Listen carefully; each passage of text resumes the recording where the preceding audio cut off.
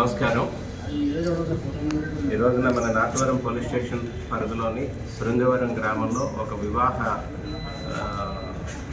వేడుక జరుగుతుండగా అక్కడ నుంచి ఒక వ్యక్తి ఒక రజని అని చెప్పేసి ఆమె దగ్గర ఉన్న ఒక బ్యాగ్ని సుమారుగా 5 లక్షల రూపాయలు క్యాష్ ఉన్న బ్యాగ్ని లాక్కుని పోయాడండి. ఈ విషయాన్ని ఇమీడియట్గా ఎవరైతే ఈ ఫిర్యాదుదారులు ఉన్నారో సుర్ల రజని అని చెప్పి ఆమె 112కి కాల్ చేస్తారండి. 112 కాల్ చేసి ఇట్లా నేరం జరిగింది అని చెప్పేసి చెప్పగానే ఇమీడియట్గా కంట్రోల్ రూమ్ వాళ్ళు ట్యాబ్కి మెసేజ్ పంపిస్తే బీట్లో ఉన్న కానిస్టేబుల్ మహేష్ మరియు హోంగార్డ్ సంజీవ్ ఇద్దరు కూడా ఇమీడియట్గా అక్కడికి రష్ అవ్వడం జరిగింది. విషయాన్ని తెలుసుకున్న తర్వాత చుట్టుపక్కలంతా కూడా వీళ్ళ కోసం అని చెప్పేసి ఏ విధంగా జరిగింది, ఎవరు దీన్ని కారకులు అని చెప్పేసి ఎంక్వైరీ చేయడం జరిగింది. ఇన్సిడెంట్ ఏంటంటే ఈ రజని అన్న ఆమె క్యాష్ బ్యాగ్తో పాటు చిన్న గోల్డ్ ఆర్నమెంట్ ఇవన్నీ పట్టుకొని అక్కడ మండపం దగ్గర కూర్చొని కాస్త పెళ్ళి జరిగిపోయింది. కాస్త మగతగా నిద్రమత్తంలో ఊరుకుంటుగా ఈ ముద్ద ఎవరైతే ఉన్నాడో వచ్చి ఆవిడని తోసివేసి ఆవిడ చేతిలో ఉన్న బ్యాగ్ని లాక్కొని పారిపోయాడు. ఆవిడ రెసిస్ట్ చేస్తూ కేకలు వేసుకుంటూ పరిగెట్టి పట్టుకోవడానికి కూడా ట్రై చేసింది. బట్ ఆ బురదలో పడిపోయింది ఆమె. ఈయన ఎవరు అన్నది కూడా ఐడెంటిఫై చేయలేదన్నమాట. అంటే చేసే టైంలో ఒక డ్రాయరు, హాఫ్ నెక్కరు ప్లస్ బనీని ఇవన్నీ వేసుకొని ఉండడంతో ఎవరు అన్నది కరెక్ట్గా వీళ్ళు ఐడెంటిఫై చేయాలి. అయితే మన బీట్ కానిస్టేబుల్స్ ఏంటంటే ఆల్రెడీ వీళ్ళు బీట్ చేసే క్రమంలో ఈ వ్యక్తిని ఎవరైతే ముద్దాయి ఉన్నాడో ముద్దాయిని ముందుగా ఒక జంక్షన్ దగ్గర వాళ్ళు ఆపి ఎక్కడికి వెళ్తున్నారు ఏంటి అని చెప్పేసి వివరాలు అవి కూడా తెలుసుకోవడం జరిగింది అనమాట. తెలుసుకొని కొద్దిగా మత్తులో ఉన్నాడు, సరే చెప్పి పలానా ఊరు అని చెప్తే విడిచిపెట్టారు.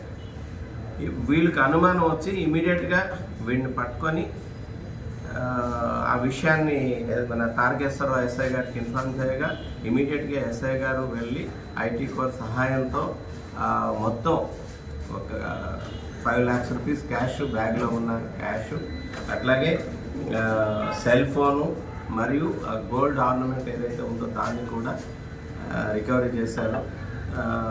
విత్ ఇన్ నో టైం అనమాట ఇది సక్సెస్ఫుల్గా చేర్చేయగలిగారు. దీనికి ముఖ్య కారణం Mahesh constable and Sanjeev home guard beat constable వాళ్ళు అలర్ట్గా ఉండడం వల్ల ఫిర్యాదుదారు కూడా 112 కాల్ ఇమీడియట్గా చేయడం వల్ల ఇమీడియట్గా రష్ అయ్యి ఈ కేసుని సక్సెస్ఫుల్గా డిటెక్ట్ చేశారు. సబ్ ఇన్స్పెక్టర్ గారు తారకేశ్వరరావు గారు కూడా వెళ్ళారు. సీన్ ఆఫ్ అఫెన్స్కి దేవతం గారు కూడా వెళ్ళడం జరిగింది. వెళ్ళి కేసుని చాకచక్యంగా పట్టుకున్నారు. అయితే ఈ ముద్దాయి గురించి వివరాల గురించి వెళ్తే ఆయన పేరు పైలా చిట్టిబాబు, సన్నా పక్కునాయుడు, శృంగవరం విలేదే ఈయనది కూడా. ఈయనేమో డెక్కన్ కంపెనీలో ప్రొడక్షన్లో వర్క్ చేస్తున్నాడు. నెలకు 32,000 రూపాయల జీతం కూడా తెచ్చుకుంటాడు. బట్ ఈ త్రాగుడికి అలవాటు పడి ఇలాంటి నేరాలు చేయడానికి అలవాటు పడిపోయాడు. అయితే ఇంతకు ముందు కేసులు ఏమైనా ఉన్నాయని కానీ మనం ఎంక్వైరీ చేస్తే ఆ రికార్డ్ ఏదైతే లేదు, కానీ విలేజ్లో ఇంతకుముందు కూడా ఇటువంటి నేరమే చేస్తే విలేజ్ ఎల్డర్స్ క్యాష్ అది వాళ్ళకి అప్పుడు అప్పచెప్పి కాంప్రమైజ్ చేసి పోలీస్ స్టేషన్ లెవెల్ కూడా తీసుకురాకుండా రాజీ పెట్టడం జరిగింది. ముఖ్యంగా ఈ కేసులో ఎవరైతే వర్క్ చేశారో తారకేశ్వర ఎస్ఐ గారు, మన సంజీవ్ హోంగార్డ్, మహేష్ కానిస్టేబుల్ని జిల్లా ఎస్పీ గారు కూడా మార్నింగ్ కాన్ఫరెన్స్లో అప్రిషియేట్ చేయడం జరిగింది. వాళ్ళకి రివార్డ్స్ కూడా ఇవ్వడం జరుగుతుంది. అలాగే ప్రజలకు కూడా విజ్ఞప్తి ఏంటంటే, ఈ వివాహ వేడుకలు ఇట్లాంటివి జరిగేటప్పుడు ఇటువంటి దొంగల గురించి కాస్త అలర్ట్గా ఉండాలి. అంతవరకు ఎందుకు అంటే ప్రతి చోట కూడా ఇలాంటి అటెంప్ట్లు జరుగుతూనే ఉన్నాయండి. ఈ పెళ్ళిళ్ళలో వచ్చి చాలా గోల్డ్ ఆర్నమెంట్స్ పట్టుకెళ్ళిపోవడం అది. ఎందుకంటే రీసెంట్గా మా అమ్మాయి మ్యారేజ్ అయింది.